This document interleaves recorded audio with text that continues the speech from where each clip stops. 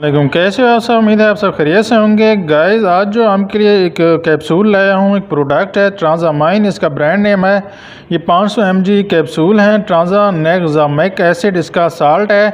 ये दवा खून बहने को रोकने के लिए इस्तेमाल की जाती है। मज़ीद यूज़ेस की बात करें तो ज़्यादा हैज़ में खून को कम करने के लिए इस्तेमाल की जाती है, यानी पीरियड के अलावा जो खून आता रहता है उसे रोकती है। ऑपरेशन या चोट के बाद ज़्यादा खून बहने से बचाने के लिए इस्तेमाल किया जाता है।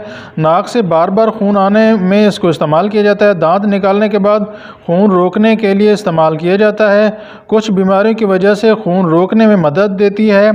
तरीका इस्तेमाल की बात करें तो एक कैप्सूल सुबह एक शाम को लें, पानी के साथ इसको इस्तेमाल करना चाहिए। एहतियाती तदाबीर की बात करें तो अगर आपको गुर्दों की बीमारी, खून या दिल का लोथड़े का मसला है तो डॉक्टर के ज़रूर मशवरा करें। हमल या दूध पिलाने वाली ख़वातीन डॉक्टर से मशवरा ज़रूर करें।